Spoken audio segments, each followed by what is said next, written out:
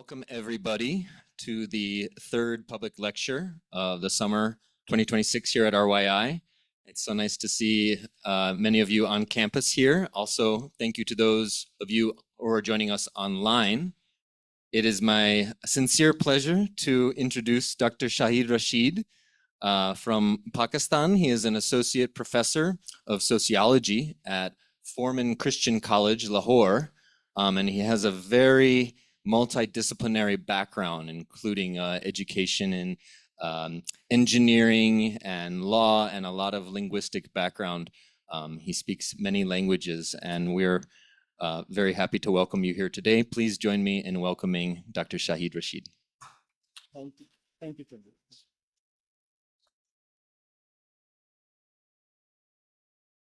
Bismillah, Alhamdulillah, wassalatu wassalamu ala Rasulillah, wa ala alihi wa sahbihi ajmain. I'm thankful to RYI for giving me opportunity to speak on a topic of my heart. I'm not a scholar of Buddhism, but I am into Sanskrit and South Asian cultures and traditions and spirituality systems for a few years, and that's why I'm at RYI, and I would be learning here, and I would be talking about this topic, and then I would relate the topic with my personal experiences and story. So Sanskrit, Buddhism and Islam. So I would be focusing on three parts. Firstly, the worldview of early Muslims. Often we have this kind of picture that Arabs from a desert, they conquered Persia and came into contact with various civilizations, and from part of China to southern Spain, suddenly they had this whole land, and then they were translating texts. But why? What is behind that dynamism, and what is behind what was the Muslim mindset at that time? And so this would be the first part of my talk. And secondly, we will be discussing, of course, shared themes in Islam and Buddhism. And here I would be taking my notes from original sources of Islam, Quran, for example. And then we will discuss, of course, modern situation, our present challenges, and where is our future, and how can we learn from each other, and how can the two spiritual traditions coordinate to work for humanity. The worldview of early Muslims, primarily coming from Quran and what Muslims call Sunnah, the not only sayings of Prophet, but the way of the Prophet, his actions, even his when he was silent. So we will be I would be arguing that Quran has a very specific vision, and Arabs at that time were people of fitra. Fitra, we can translate in Buddhist terms like Buddha nature. They were pure potential. They were away from so-called civilizations, Roman civilization or Persian civilization. And the word civilization looks very nice, but it also has a lot of corruption in it. And people who live in villages are so-called away from civilized centers, away from, you can say, the subtleties of life and literature. They are more closer to that fitra or Buddha nature. So that was the case, actually, that Arabs at that time were full of potential, a quite right candidate to receive a spiritual message. And at that time, Quran was revealed to them and Prophet Muhammad was there. So Quran then acknowledges, and their relationship with Al-Kitab, Quran, is like Quran itself says that this is the book, in it is guidance sure, without doubt. Dhalikal kitabu la rayba fi. So whatsoever doubt, it cannot be properly translated in English. So la rayba fi means any kind of doubt actually. So so this is how Arabs, early Muslims, they took Quran, and therefore they were taking its advice and teachings in their relationship with the world, and whenever they were encountering people. So for example, I would quote from some of things. Quran, number one thing is that acknowledges diversity of religious paths. So to thee we send the scripture in truth, confirming the scripture that came before it and guarding it in safety. So judge between them by what God had revealed, and followed not their vain desires, diverging from the truth that had come to thee. To each among you have we prescribed a law and an open way. If God had so willed, this is very important, if God had so willed, he would have made you, and by you means mankind, because Quran often addresses people in general, and sometimes it people who are following the message of Quran. So if God had willed, he would have made you a single people, but his plan is to test you in what he hath given you. So strive as in a race in all virtues. The goal of you all is to God. It is he that will show you the truth of the matters in which ye dispute. So disputations would come back to God, and we will be discussing what we mean by God in Islam. It's not simply a personal God, it is more than that. The Quran acknowledges the diversity of religious paths, not only Abrahamic traditions, but humanity's broader religious experience. For example, these two words and many others are in Quran: Zuburul Awwaleen, the books of the earliest people. Similarly, Suhufil Ula, so again scriptures of the people, earlier people. So many scholars of Islam have translated it as so pre-Abrahamic religions, or religions of China and India can come in this category, or maybe Native Americans' religious experiences. And then another view of Quran is that external forms of, and this would resonate with the philosophy and the heart of Buddhism, that external forms and rituals are not the only thing which can actually show us the way.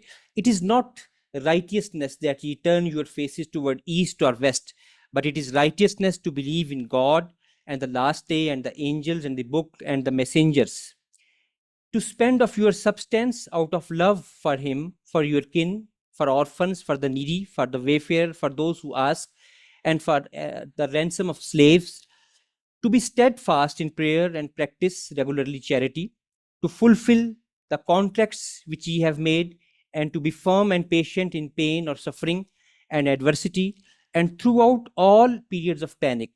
Such are the people of truth, the God-fearing. And then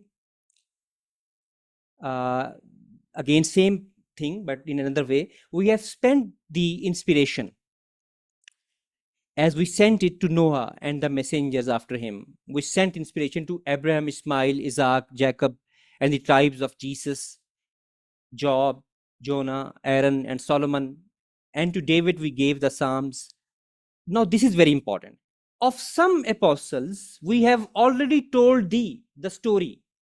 Of others we have not. So this was in the mind of earlier Muslims, that there is a possibility, and not possibility, rather certainly there have been other prophets, other messengers, other people of spiritual wisdom, which have not been mentioned in Quran. Because Quran itself says that there is no Qarya, there is no place without a spiritual message. And now another point is, if we are understanding the worldview of earlier Muslims, Quran stresses on gaining knowledge and wisdom. And wisdom is not just revelation. Hikmah is higher wisdom. And for example, Quran praises a person called Luqman, who was not a prophet, but he was a wise person. So he grants wisdom to whom he please, and he to whom wisdom is granted receives indeed a benefit overflowing. But none will grasp the message, but men of understanding.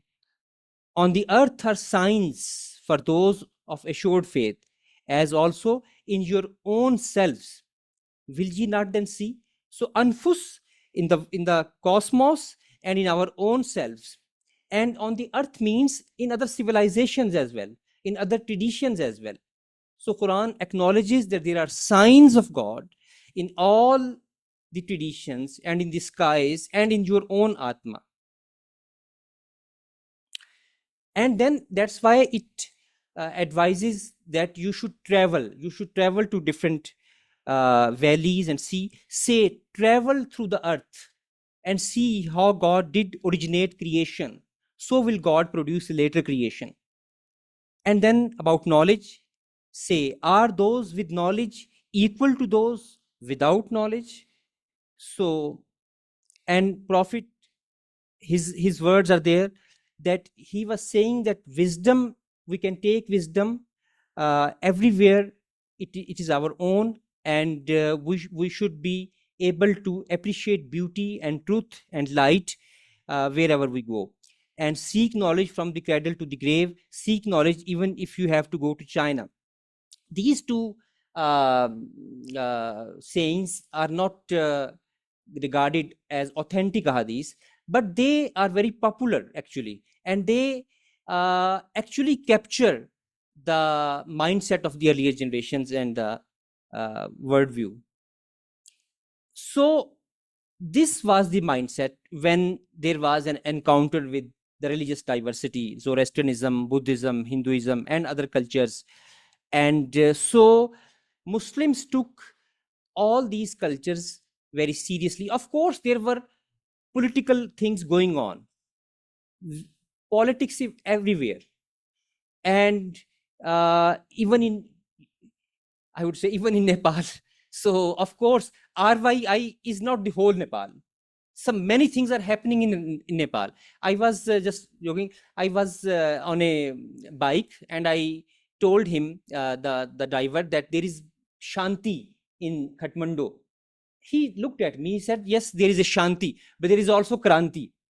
So I was only looking at Shanti, but there is also Kranti. So Shanti and Kranti are two principles of mankind. They are there. So there were many other things going on, but we should not ignore this point, that why there was a translation movement in Abbasi period, and why in Spain there were so many libraries, and from Morocco and from in Egypt and in Baghdad, of course. So we all know this history. And present day Afghanistan, Balkh was the meeting point, and the Central Asia and Eastern Iran, Uzbekistan, Turkmenistan. And then people started writing about the other people, like modern, you can say, some anthropologists said that these are the first, you can say, kind of ethnography we can find in these accounts. Although that they were taking these accounts, whatever they were seeing from a perspective, and they were bringing that into their own perspective, and there were prejudices as well, but still there was much which was objective. And so in the Abbasi period, for example, particularly, many Buddhist scriptures, Shastras, were translated. And Ibn Nadim, famous Kitabul Fahrist, he has give us a list. And for example, the book of Buddha, Kitab al-Buddh, on Buddha's previous lives, and Jatakamala stories, and Buddha Shraita, these were translated into Arabic and in 10th century. And then we have famous Al-Biruni in 11th century, and he came to the area which is now in Pakistan, in Jhelum, and he was a very wonderful man. He was a mathematician. He discovered the value of pi, for example, and he discovered the circumference of earth, and he learned Sanskrit, and it was very difficult. And it is very difficult still to learn Sanskrit, not in terms of its grammar, I'm saying. I'm saying something else. These days, it's very easy to find teachers like Samiksha, but at that time, Brahmins were they would not be teaching to anyone, not teaching. And even women were not taught Sanskrit. Today, women are teaching us Sanskrit, but at that time, it was very difficult, extremely difficult to find some Brahman and to request him that teach me Sanskrit. And there was no RYI at that time. And Al-Biruni learned Sanskrit and then gave us some description of Hinduism and Buddhism. And interesting thing about Buddhism, which he told us, initially, Muslims were like every human being. Muslims are also human beings, and Buddhists were also human beings. What happened in initial encounters? That there were stereotypes. They made, when we are insecure, but particularly Buddhist people were more insecure, and they painted Islam in darker colors. Muslims were also had some apprehensions, and so they were, I would say, closer to reality in there, but they had also some prejudices. And for example, they thought that Buddha is a god, and they were worshipping Buddha, and they translated Buddha as Buddh. I mean, they not translated, but they make a word in Persian, Buddh, and Buddh means idol. It can have other connotations, but it has a connotation of idol as well. It has a connotation of beloved as well. And Buddh Shikan, that's why people call themselves. So Buddha, firstly, they thought that they are prostrating, they are making sajda, they are worshipping, so it is their god. And then by the time Al-Biruni came, he said that Buddha is not taken as a god, he is being taken as a prophet. He might be wrong again, but he's at least, he's saying that the Sakya Muni, the last Buddha, had a spiritual visionary. He should be taken as a spiritual visionary person. Let's talk. They took him as a messenger, and then Shahristani came, and Shahristani in 12th century, he repeated some of the things of Al-Biruni, but he said in his book of Sects and Creeds, Kitabul Milal wa Nihal, he said two important things. One, that practices of Buddhism are closer to the practices of Sufis. Now, this is not the time to discuss in detail Sufism, but I would just like to have some remarks here. The roots of Sufism are present in the earliest worldview in Quran. Quran has used the word tazkiyah, purification, and it has much discussion on inner selves and inner life, and how should we purify, and how important it is to be pure in our inner selves. And then Prophet emphasizes that point, and he gave practices. Earliest Muslims used other terms, not Sufism, but the term, for example, of zuhud, detachment from life. When wealth came, and Muslims had occupied Persia, particularly, for example, many people, they thought that we are being away from the message of Quran, and we are becoming less and less spiritual and more this worldly.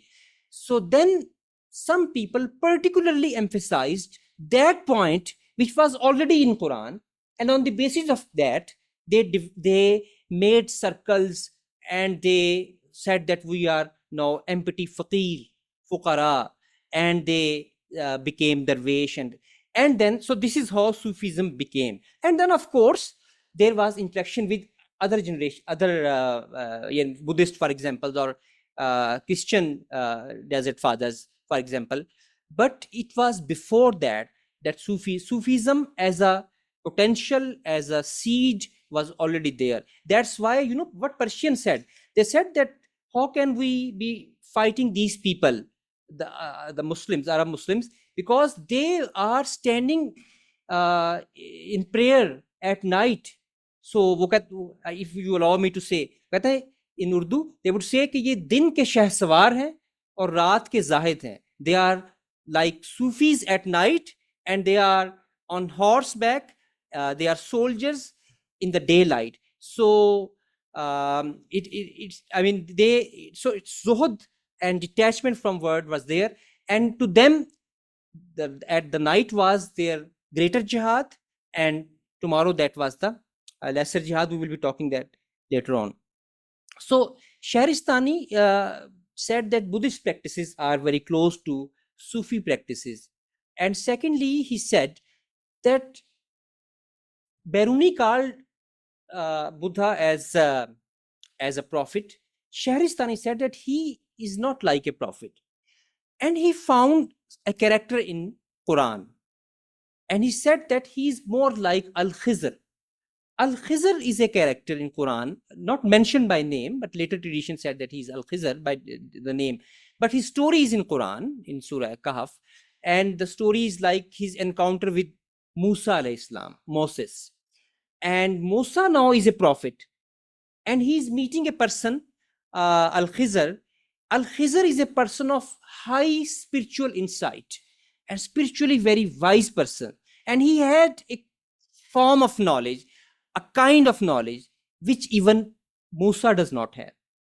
So now this is very strange story that we have a prophet, and you know Abrahamic tradition is prophetic. Prophets are like the messengers of God. But here in Quran, a person is mentioned who is not a prophet, but he is teaching Moses about certain difficult things about human situation and about the esoteric nature of things. And ultimately, Musa was not able to, perhaps their company couldn't last much time, and they departed. But it's very interesting story. So Al-Shahristani interestingly called that he is like Khizr. And Sheikh Hamza Yusuf is a present day very famous Muslim scholar in United States, and he has founded a institute at Los Angeles. He has written an article on Buddha as Al-Khizr, right? So Al-Khizr as a symbol of someone who has gained spirituality from going into his own inner self, and he is spiritually insightful person. So these are the images and these are the things. So we have mixed images, we have exaggerated images of idol worshipping is also there. But in scholarly circles, you know, in every tradition, there is a scholarly religion, you can say, and there is a popular religion. In Hinduism, this gap is perhaps much, that there is a pop Hinduism which is very different from what Upanishad says. So I would argue that this kind of dichotomy is in every religious tradition, and in Islam is no exception, and Buddhism is also no exception. And so when we read the Shastras and the scriptures and practices, we observe different practices. We see many common themes between Islam and Buddhism. And first is the concept of God. I would argue that Allah is not in that sense a personal deity as, for example, in popular Hindu imagination it is. Even Hinduism, there is a God beyond that. There is a concept of Godhead, and there is a concept of beyondness. Transcendence is there. So, for example, Quran says that say He, God, is one God, the self-sufficient. This word is very important. Self-sufficient. Samad. Samad is actually a being who is not dependent, who is not contingent, who is not conditional, who is not relative. Absolute truth. Al-Haq. It cannot be properly translated. So he is transcendent in true sense. Absolute truth. He begets not, nor is begotten, and there is none like unto him, none. So in Sufi says, but in Persian, in Farsi, bechuno bechagun. We cannot say how he is. Bechun, bechagun, what he is, how he is, why he is just there. And this is about essence of God, Zatullah. So Quran does mention certain attributes of God, like Ar-Rahim, Al-Alim, and there are 99 names, beautiful names of God. But they are sifat, and even in those sifat, for example, if God has knowledge, the knowledge of God cannot be compared to knowledge of human beings. It's not a scholarly knowledge. So we here are constrained because of language limit. We have language problem. As language is the major problem in discussing religion and higher truths. It's always the major issue. And but we have to remain within the boundary. And and this is from Pali Canon, actually. There is monks and unborn, not become, not made, not compounded. And this word not compounded would be translated into Arabic as basit. And this word actually has been used by scholars of Islam. And were it not, monks, for this unborn, not become, not made, not uncompounded, no escape could be shown here, for what is born, has become, is made, is compounded. This theme is also present. For example, in Quran, there is a verse, فَفِرُّوا إِلَى اللَّهِ. Escape toward the absolute. Leave the relative truths and go, escape. فَفِرُّوا. Firru is a very strong word. Rush toward the absolute, right? And so this escape, and this we can resonate. I mean, this theme is very important. And Muslims also say, you might have heard Subhanallah, this kalima, Subhanallah. They say Subhanallah actually means that God is above, pure. And Muslims also say Subhanallahi amma yasifun. Subhanallahi amma yasifun means that what people describe. So he is above the descriptions. Not only descriptions which are not befitting to him, even the descriptions which are good, positive, however lofty we can sing about the hymns of God, he would always be above our hymns. This is the point of Subhanallah. Whatever way we describe him, whatever way we paint him, our all images would always be less than God himself. This is the point here. So Subhanallahi amma yasifun. And so ultimate truth, the concept of ultimate truth. So the Muslim conception of the essence of God, transcending all names and qualities, nama rupa, will be recognizable to the Buddhist as an allusion to that ineffable reality which no words or no speech can reach. And then, of course, shunyata. That absolute alone is ultimately real.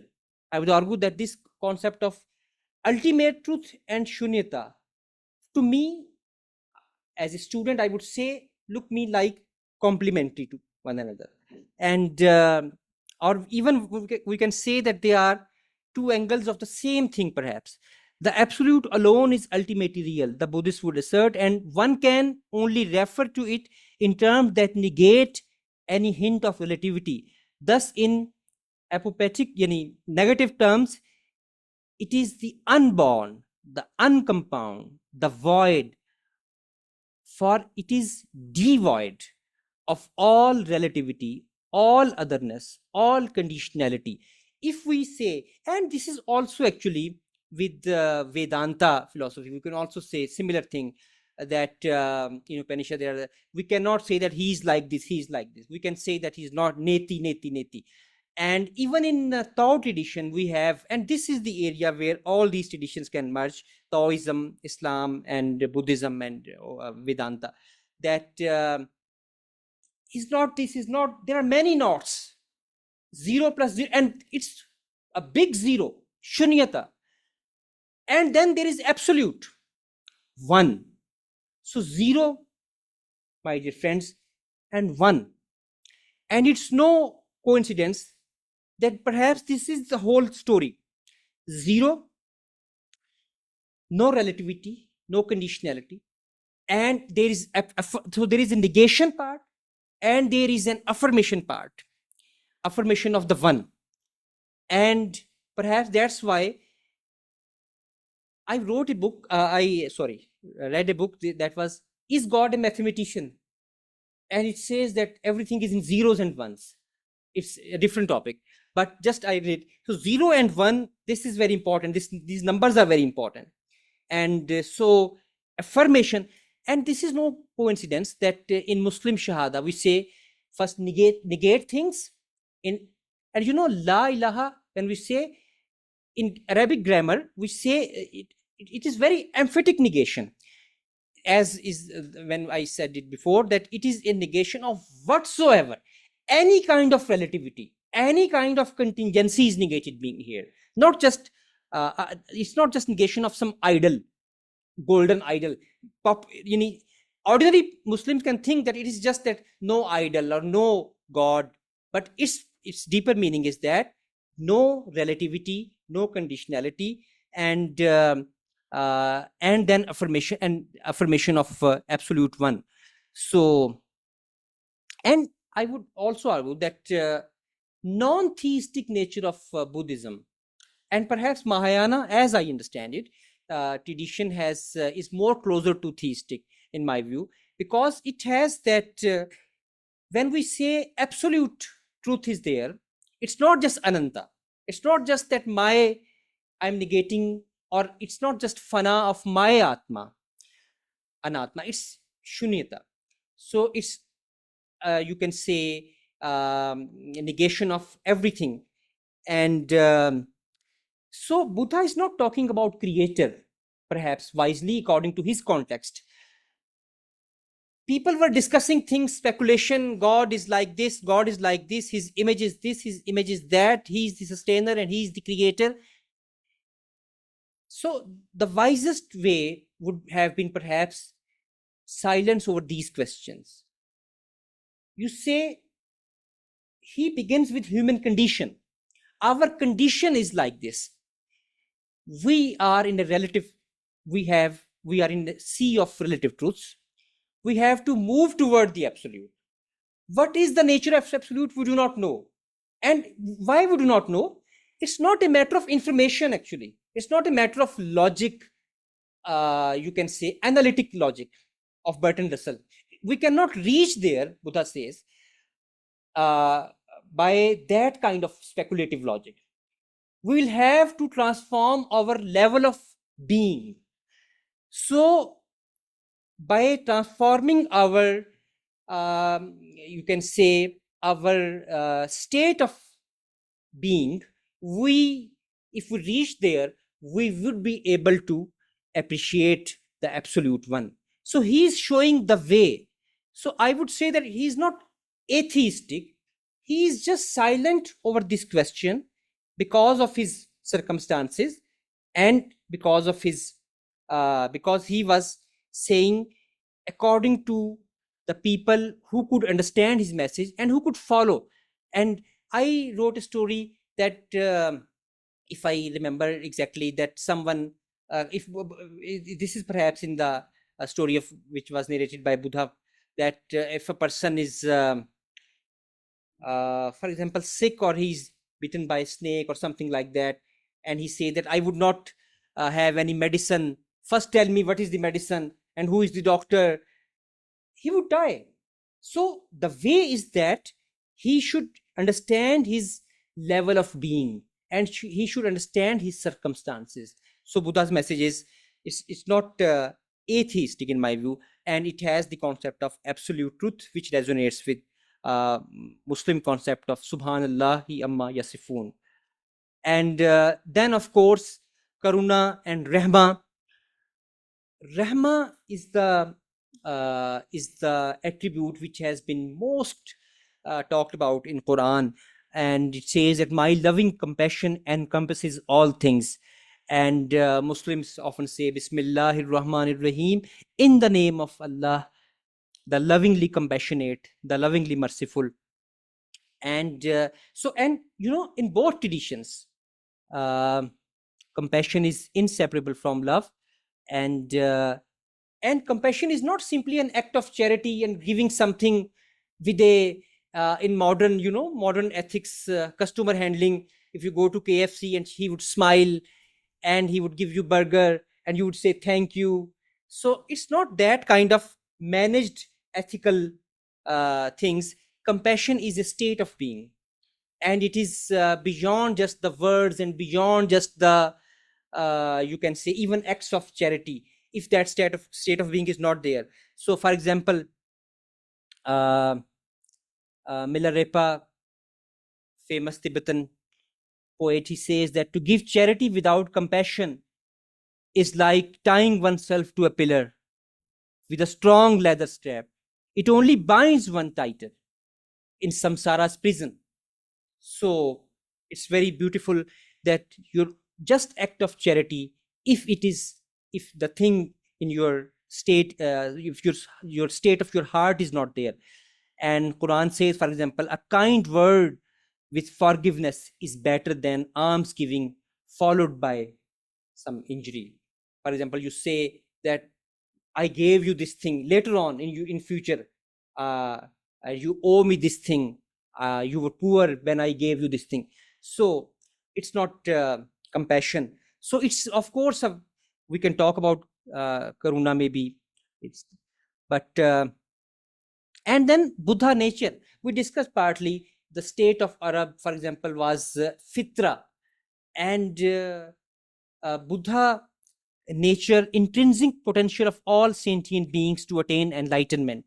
The concept is often associated with the idea of pure Buddha essence within each individual, which can be recognized and utilized through various practices and teachings. So everyone, every, not only human being in Buddhist tradition, but all life forms have that potential, and that potential can be realized.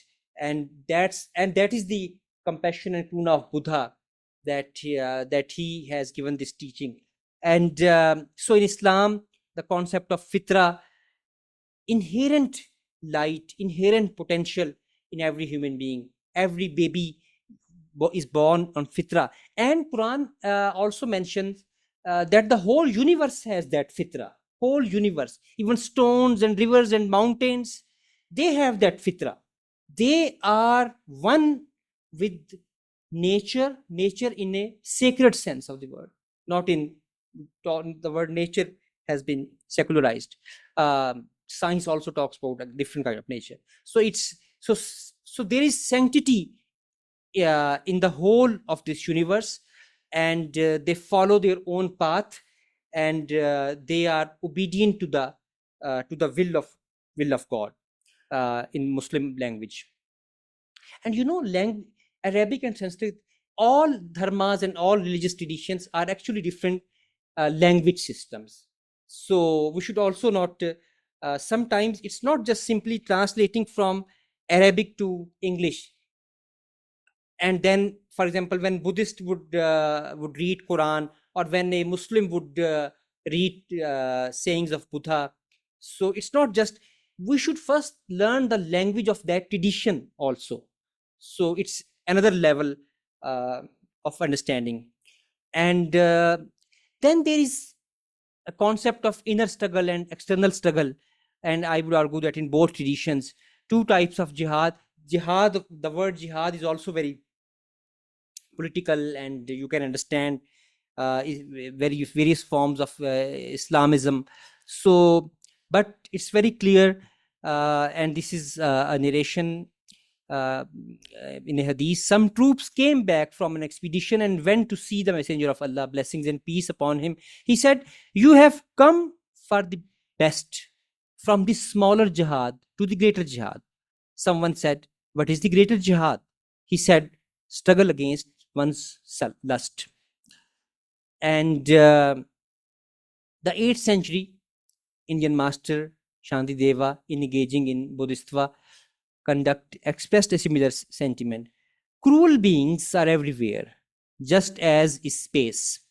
It can't possibly come that I will have destroyed them all. But if I have destroyed this mind of anger alone, it is the same as my having destroyed all those foes. So, external exploitation, injustices, cruelty is there. Sometimes it is necessary to stand up. No religious tradition. In Hindu tradition, Krishna says to Arjuna that you should do that Mahabharata. And for example, in the Buddhist teachings also include something similar to a lesser jihad. Thus, His Holiness the 14th Dalai Lama has indicated that if all non-violent, peaceful methods fail, sometimes it may be necessary to use forceful means to stop violence directed at others. However, in such drastic situations, the motivation needs to be compassion for both the victims and perpetrators of violence, not anger and hatred. Exactly same concept has been in a hadith when Prophet of Islam says that help your brother, whether he is cruel or he is an object of cruelty. And companions asked him, how can we help someone who is a cruel person and oppressor?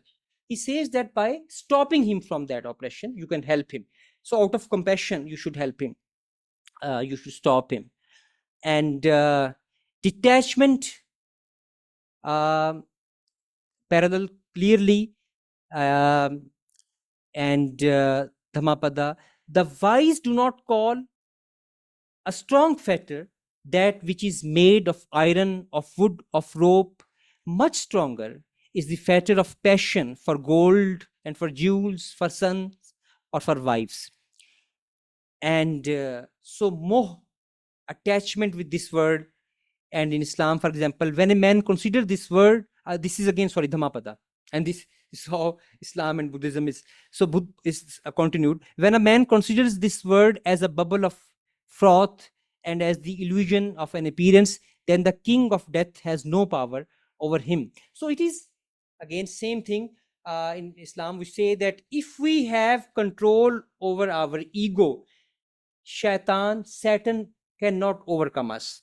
It's because, or Mara can, it's our own inner struggle. And if we have to take care of ourselves, and that is the only, and Ghazali says that the armies of evil and right are fighting on the landscape of heart.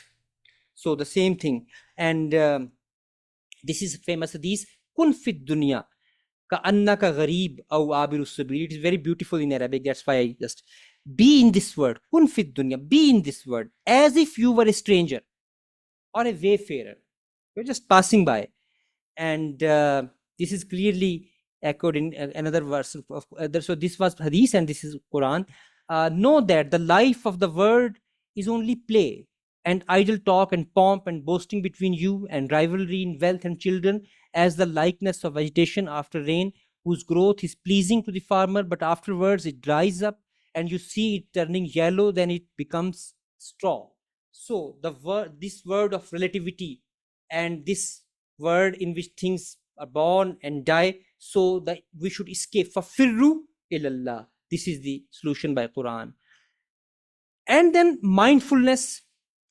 The key term of taqwa is actually mindfulness, or very close to mindfulness, usually translated as piety, God consciousness. So those who are mindful of God, or absolute principle in Buddhist term, but by that very token, guarding themselves against the perils of attachment to the life of the world. So dhyan through meditation, through those practices, through that mindfulness, we can overcome our own lower self, and in this way we can go to fafirru ilallah, to go to the absolute. And this is very high talk, lofty principles of detachment and zuhud, and we are strangers in this world. We are strangers in this world, really. This is a modern world, modernities. And what is our present situation, where these lofty ideals of Buddhism and Islam and other traditions we see? And so we need to understand modernity only talking of shastras and high principles, and not being able to understand modern forces perhaps won't work today. And at least there should be some people who should be able to understand both. And so the worldview of modernity is basically, originally it is humanism. Modernity is based on humanism, and humanism looks very beautiful word, like humanitarianism or philanthropy, love of mankind. It's humanism. It's exactly, perhaps it's not like that. Humanism means that man is absolute and there is no absolute other than man. Absolute truth is man, and even in man it's ego that is the absolute. So humanism, and humanism you can say, and we do not need any higher principle to manage our affairs. We can manage our affairs. What are affairs? We can manage our affairs through democracy and through marketing, through advertisement, through capitalism. And we have technology now, and we can download things and upload things. And so modernity says that we can manage it, whatever is the problem of mankind. And previous generations have been, where they were Buddhist or Muslims, they were stuck in their imaginations and fanciful things, and in their, and they were poor people. And now we have the light, and those were the dark ages, and we have, hence the word enlightenment. So, and we have this light, and we can now, and we have, and here comes even the colonialism, white man's burden. And we have to tell India, and we have to tell Muslims and Hindus and Buddhists that what is science and what is, what said, he said in very famous person in the parliament, British parliament, who's the founder of modern education system, British education system, just forget the name, very famous person. But so he said that this whole library of Sanskrit and Arabic, just a shelf of a gentleman, English gentleman, that would outweigh the whole library of Sanskrit and Arabic version. So this was mindset, this was the mindset. And they justified colonization in the name of light, in the name of modern light, in the name of science, and in the name of science, the merciful, not merciful. And they, in sociology, very famous sociologist, I'm becoming old, Herbert Spencer actually coined the word survival of the fittest. It was not Darwin. Darwin borrowed this term from Spencer, and Spencer justified that those people who are smarter and who have these things, they should be able to live and rule, and other people should perish. And hence the previous generation. So humanism is the central point of the heart of modernity, the dark heart. We should understand this. All spiritual traditions should be able to understand humanism. And in universities they taught humanities, and we celebrate this word humanities. All humanities and social sciences, they sometimes do not deny religions, but they have that bias in their in their books and in their. I am a sociologist by training, and I understand that they study religion, Buddhism or Islam, as if it is a piece of to be placed in museum, and so-called academic study of religion. RY also says that they have rigor, academic rigor, but not in that sense. Perhaps in positive sense. So, and there is nothing which is sacred, which is higher. So everything is composed of matter, and matter can be decomposed into atoms. And at that time, atom was there was no quantum physics at that time. So matter was very solid at that time. Now quantum physics is saying something else, but at that time, materialism was real materialism. And how much time I have? And yes, so secularism and materialism is there, and then modern nation state. This is the point actually, and their politics and their militaries and their security agencies and this.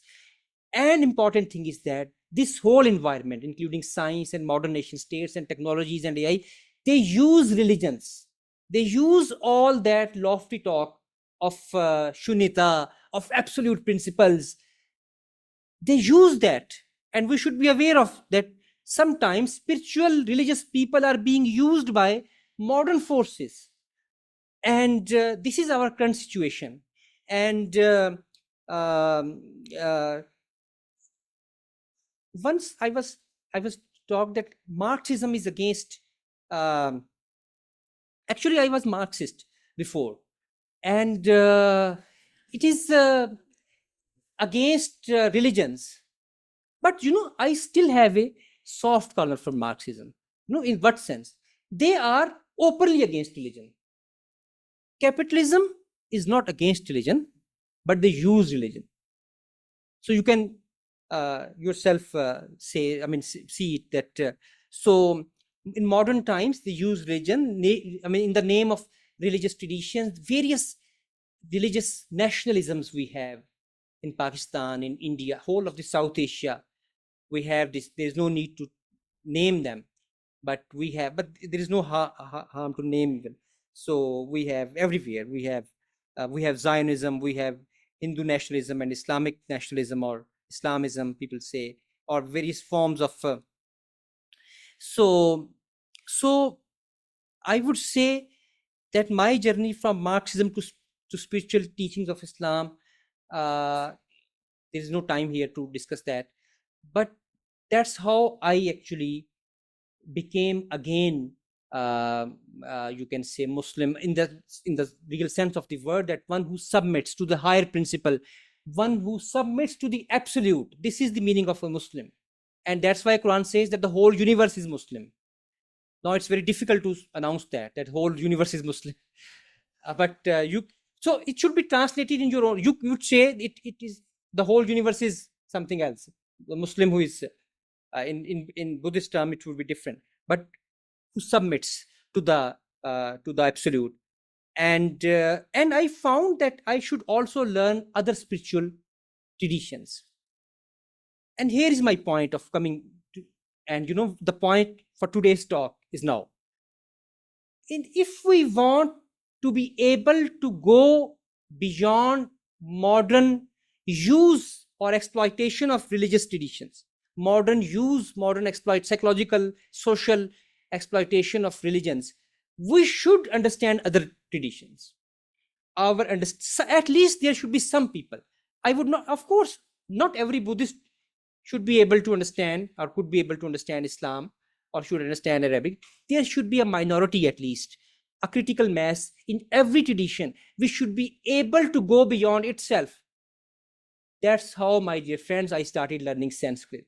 And learning Sanskrit is I think that it is like my spiritual, it would add to my spiritual thing.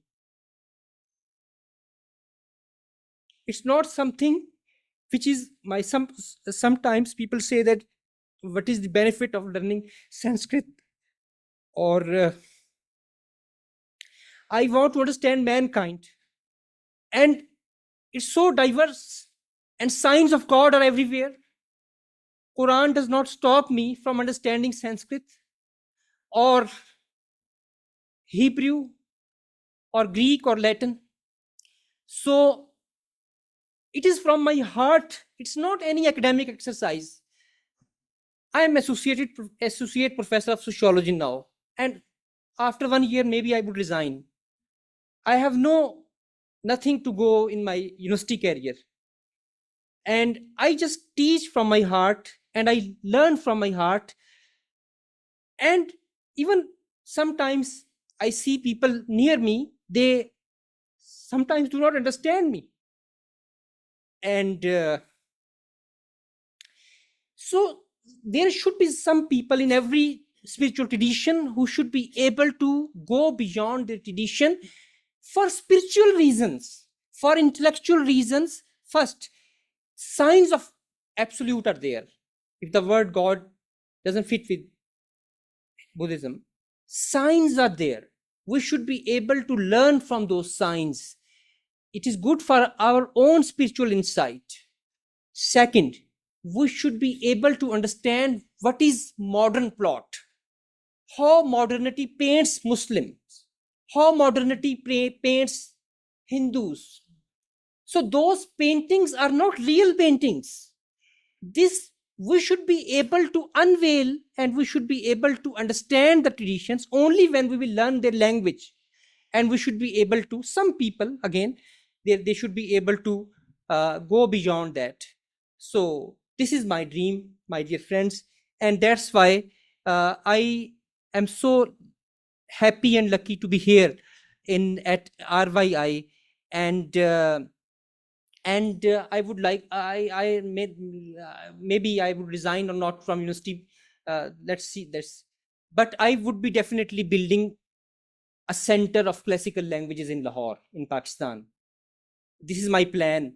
I have already built a small school there. This is Zavia Trust School, a residential school where children live there, and for holistic education, it's character building education, you can understand. And then I have a dream of creating a center for classical studies in Lahore. We have purchased land, and soon we would be starting it. We would be teaching Arabic, Persian, along with Sanskrit, and maybe. And now I am feeling that I do not know Tibetan. And I have friends Samir and Faiza, who are teaching me Tibetan as well. Maybe it's just 5 letters I have learned. And it's a long journey. And so this is my dream, that we should be able to appreciate each other. And this is the spiritual mission. And this is how we can go beyond the relative. And what is the true idol? Modernity is the true idol, and not Muslims or Islam. This is not the problem. I mean, from the other angle. And from Muslims, I would say it's not your other. And one spiritual master said that he was asked, how should we serve others? And he said, there is no other. There is no other. This is just one unity. Thank you very much for being with me. And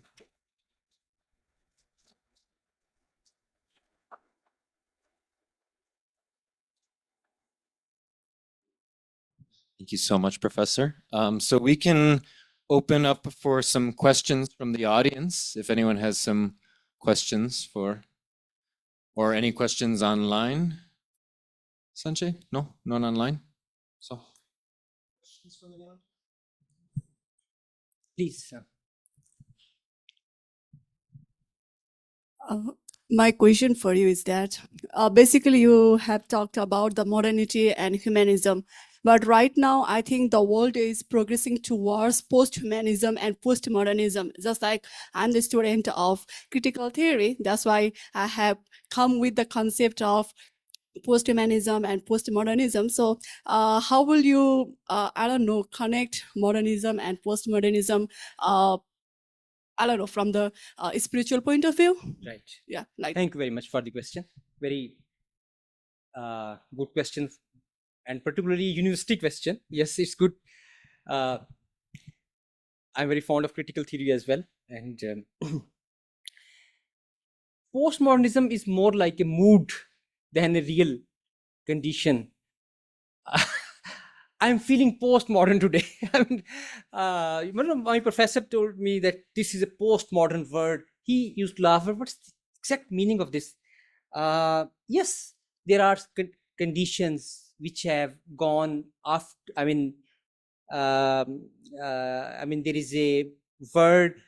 It's not the same Newtonian word or 18th century word. and the same concept of science is not there, and things have become very difficult to understand. Science, I mean, and modern word, we can say in philosophical terms, in theoretical terms, modernity stands for very, it was very clear, like Marxism was very clear that this is our task, and or there was a dark age and all traditions are gone, and there was certainty in modernity, but post-modernity is marked by uncertainty and by that we should go beyond meta narratives and we should be able to see things are very complex. But again, when they say that things are very complex and very complex, and their complexity never ends, and things become ultimately nihilistic. So this kind of postmodernistic approach leads to nihilism and leads to a kind of what I call absolute relativism, where relativism would become the ultimate absolute principle. So I would argue that postmodernism is just another chapter in that thought. So when modernity failed, particularly when Holocaust and after Second World War, in the early period, people were very happy and they were saying that we will have a new word, and sociology and anthropology were thriving. They were saying that sociologists and anthropologists are digging the caves and they would find they would discover the laws of human beings, laws of society. And as Newton has discovered the laws of nature, we will discover the laws of society, Auguste Comte, and we will have a happy society. So there was a utopia of Marxism as well as the other isms. But then when that utopia failed, they reconsidered. And from here comes postmodernism. So postmodernism is not, I would say, just a philosophy. It is like a mood. It is an uncertainty. It is a disappointment from modern things. But practically nation states and the real world and capitalism is still working on those lines which modernity created.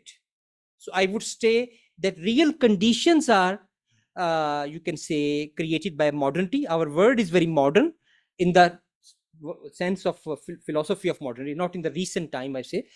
But there are certain philosophies which are postmodern. So there is a gap and that's why there is a gap when we discuss postmodernity and critical theory in classroom. And once you go out of the classroom, it's a different word. So that different words is still marked by that period, I think.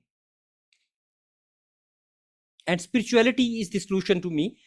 If we say there is a postmodern world, we'll have to go back to the spiritual masters. And you know what Rumi said? Rumi said, no, it's not Rumi, it's Abu Sa'id al-Khair. If you are ill, if you are sick, come back to your mother. In the lap of mother, you'll find. But humanity, today, modernity has denied that we have any mother or any father. This is the problem. And so I would suggest that please read Rumi and Al-Ghazali and Quran itself. I would take this opportunity. Our library should have the works of other traditions. And I have around 80 kg weight of Buddhism and Hinduism books with me now when I would go to. And you can sponsor me. And so this is how this exchange. And I'm very thankful to RYI who gave me admission here. I could have learned Sanskrit maybe through online, but it's meeting real people and seeing them in their eyes. And this is a good opportunity. The monastery is here. And that's why I have non-credit status. And I can I would skip my all quizzes now.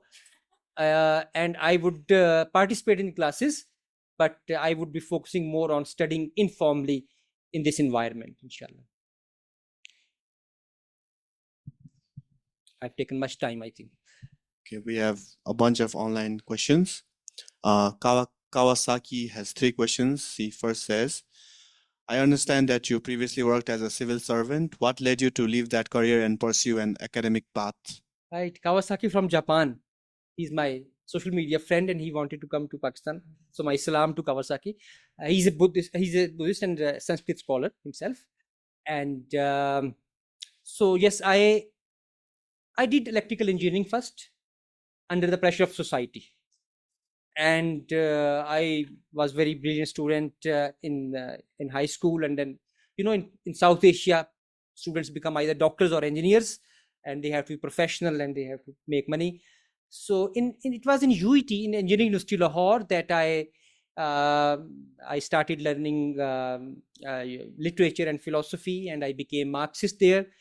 And then later I became a Marxist, and then I thought I have no job, and I didn't want to be part of multinational corporations at that time, and I was not a good engineer either. So I thought that, and there was no choice to me. Either I should go to, as people do, they will go to Canada or United States from South Asia, and they make good jobs there, and all of my classmates are there now. And so I opted for civil service out of pressure. And in bureaucracy of Pakistan, India is very prestigious job. I was part of that so-called Indian civil service. It is now in Pakistan civil service, very prestigious. So I was officer there, and bungalow was given to me, and a good car, and everything was there. But I was not I was very dissatisfied, and there was something inside me that and that tiny Marxism which left, that I'm not doing good thing. And then spirituality came, and then I just left that job, and I started teaching. And then Punjab, in Lahore, in Pakistan, no university gave me admission. They said that you have done engineering and then you have done law, but you haven't done undergrad in sociology. So they didn't give me admission in sociology. I had written a book as well. I sent all these things to Oxford, and they gave me admission. So from Oxford, I did my master's in 2005, and then my academic career started. And now, inshallah, I would leave academia, and I would be focusing on the real work, that would be Zavia. And I would be attached to some university in visiting faculty, because LUMS has given me, and FC College would give me some space to teach Sanskrit. So I'm thankful to LUMS here, of course. But sometimes typical academic environment, conferences, and you are reading papers and questions and answer sessions, and you have to write papers for that. So this is not my thing. I'm already 53 years old, so I think that no time left for me, and I would be focusing. I would invite RYA that maybe we coordinate from Lahore Zavia Center to RYI, and some similar things happen in this world, inshallah. Okay. Kawasaki has more questions. He says, since you are a professor, do you also teach subjects such as Islam and Buddhism at the university? No, but I would like to teach now. And RYI is giving me opportunity to study Buddhism. But, and I think that still there is much time. After some years, I would be able to teach some introductory course, maybe in Buddhism, or generally South Asian traditions first, and then particularly Buddhism. But I teach actually their sociological theory and Sanskrit in LUMS as a visiting faculty. And he also asks, I heard that you introduce your students to the works and ideas of Leo Tolstoy at your school. What particularly draws you to Tolstoy, and why do you think his ideas are important for your students? Tolstoy inspired me much, actually. Two literary people. One is Hermann Hesse. I have actually translated the stories of Hermann Hesse into Urdu. I have three books. So one book is short stories of Tolstoy and Hermann Hesse. I wish I could have brought it for the library, but it is in Urdu language anyway. I'm teaching Urdu here as well. Some students are here, Arabic. And so Tolstoy has a vision, and he went beyond ritualistic Christianity and just the things of church, but he was a true seeker. And I also identify myself as a seeker. So, and Hermann Hesse was not just a story writer, he also went to the wood. So I like these people who have that fitra, that potential, that Buddha nature, you call it. And we have many, T.S. Eliot has that. Even, even people like Nietzsche, they had that actually. But maybe they were not given that environment. and they just were not able to. So that's how I see Tolstoy, people of Fitra. There's three more questions. A question from Asma Irfan. I've heard a lot of mathematicians talking about how the absolute nature of math might be among the most undeniable signs of God that exists on our earth. Do you ever think about overlaps between engineering and religious thought? No, I don't think I feel any parallel here, but I feel something in mathematics. Yes, I love mathematics, and as I said, that one is very strange thing, and zero is also very strange thing, and these two concepts are present in the form of absolute truth and shunyata, and in Islam in the form of negation, la ilaha, and then illallah.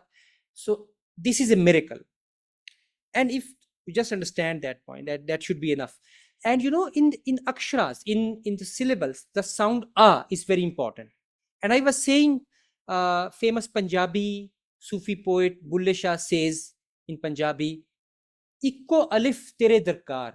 You only need alif. Alif means the sound a.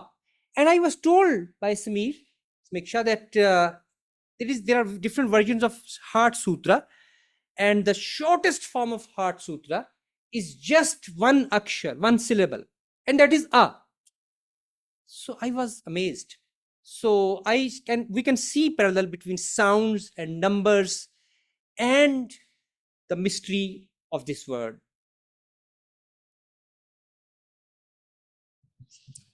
Okay. Question by Bikram. Thank you for your inspiring sharing. In the last few minutes, I felt your words came straight from the heart. My question is, as someone pursuing both Islam and Buddhism, how do you personally reconcile the concept of God as the creator in Islam with the Buddhist teaching that there is no creator God? How do you integrate these two perspectives in your own practice? I have already addressed that I'm a practicing Muslim, and I think that Buddha was saying in his own context. So as we discussed that it's not just language of the words. We should go beyond words. And just by going beyond words, we can understand things in a better way. And I feel that the concept of absolute truth and the concept of Zat of Allah are same. And similarly, the concept of Upanishads, that he cannot be qualified, cannot be described, and the concept of Tao, that Tao, what is first line of Tao teaching is that Tao cannot be described, and if you describe it, it is not Tao. So we find parallel here. So I say that Islam and Quran and spirituality of Islam does not stop me from appreciating the light and beauty in other traditions. Okay, last question for now. Lo Yuan Cho says, thank you, Professor, for your inspiring and informative talk. I notice a large part of your talk is dedicated to exploring common themes and parallels in Buddhism and Islam. How do you suggest religious scholars to contribute best to peace-building efforts, especially in the context of harsh ongoing conflicts between different religious groups? I understand also that religion is used politically, etc., so it is not just a question of religious differences. Also, many entrenched conflicts have a long history, so it is much more complex than that. But I would love to hear your comments about the role of religious scholars. Anyway. Right. If I understood correctly, religious scholars have this responsibility everywhere, and they need to do three things in my view. One thing is they are already doing. One thing is that they should understand their own tradition first of all. Of course, Muslims need to understand what is the message of Quran, and they need to know Arabic, and Buddhists do the same. Secondly, they should be able to understand modernity. We need religious scholars who understand modernity, and they understand the philosophy behind that. It's very subtle. It's also subtle like teachings of Buddha. Evil is also subtle now, very subtle. And then we need to understand, thirdly, we should appreciate the beauty of other spiritual traditions. So wherever there is a talk of higher principles, so each community of scholars should be able to do these things, and then there should be spaces where other scholars should come, other students should come, they should talk like this, and there should be cross religious things. And interfaith conferences are also sometimes are very just talk, and then we have a cup of tea and piece of cake, and so they should also be from heart and from people who are practicing them. Sometimes secular people do interreligious things, and sometimes people say all religions are equal, and what they mean by that? They mean all religions are equally bad. So, and they do not follow any religion, but they say all religions are equal and we should just for humanity. It's not, and that's why I want to emphasize, when I'm learning Sanskrit, there are many people who appreciated me in India and Pakistan and BBC when it was broadcasted, that yes, this is very good, and many secular people said yes, this is very good, and nationalist people, but they have their own reasons. They are not actually understanding my point. They are appreciating it just for political reasons. It's good, since there should be there are good political reasons. There should be peace in South Asia, all right, or things like that. But my thing is that I want to emphasize that I am a practicing Muslim, and from spiritual reasons I am learning Sanskrit. From spiritual reasons, I want to say that it is Quran who is motivating me to see the signs of God in other traditions, to see the signs of God in nature, in my own self. So, Siru fil arz, Quran says, travel in this earth. So, this is my point. So, I am not just from a sociological or academic, so-called liberal secular view, that I am teaching or learning Sanskrit and tradition. So, religious scholars should, I think, be like this, and they should be able to go beyond their own tradition, and they should be able to understand modernity. Like Dalai Lama, for example, is a good example. He is doing various things, and but I do not know much about Tibetan Buddhism, and but now I have many teachers, inshallah. I have one question for you, Professor. So I notice the title of your school is Zawiya. I understand this is an Arabic word. Can you speak a little bit about the meaning of Zawiya and its connection with Sufism? Thank you for your question. Zawiya actually means angle. Like this is a Zawiya of this room. This is a corner. In Urdu, we say Zawiya for angle. But then it was associated particularly in Morocco, it was associated with a place where you can sit and meditate and learn, and you are one with God. At that time, you pray, you are making zikrullah, and so it became it had that connotation of a sacred place of knowledge and wisdom.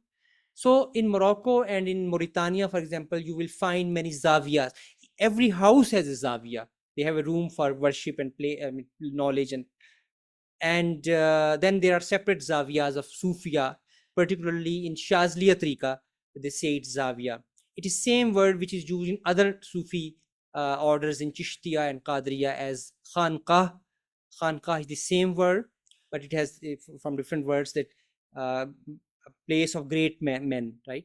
Place of elders. I mean, Khan is so, and yes, I have.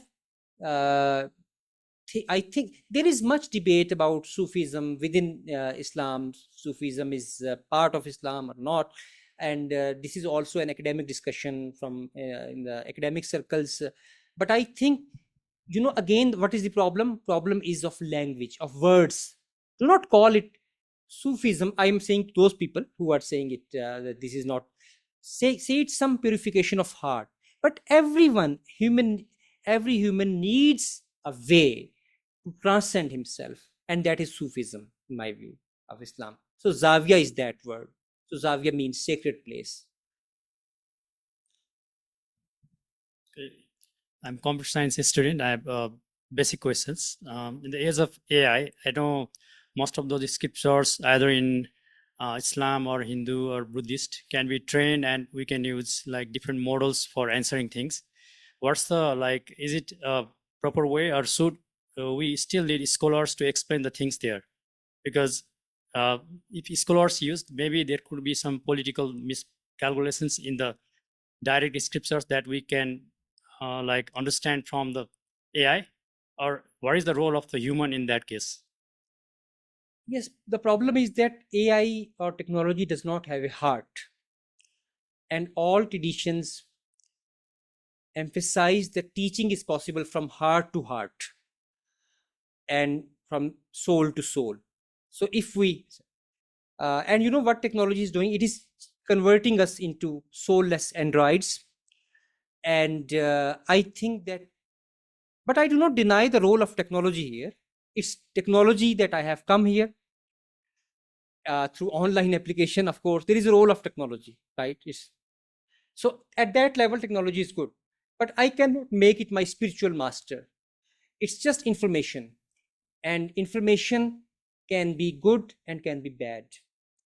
And only teacher can decide to what extent I need to know at this stage. We cannot give all the information to a child, for example.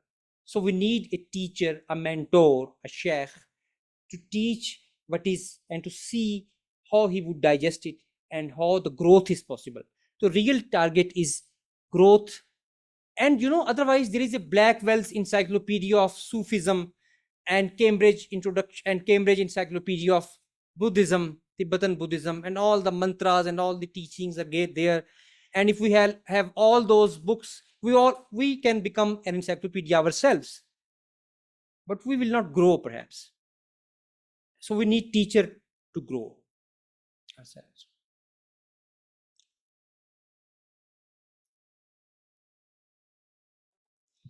Unless there are any more questions, I think that is it for the questions online.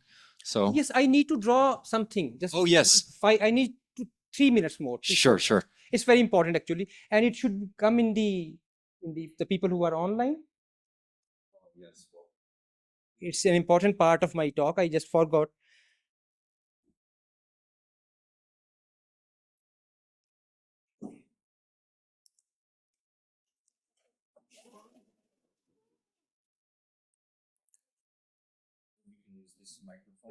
Right. So first I should draw.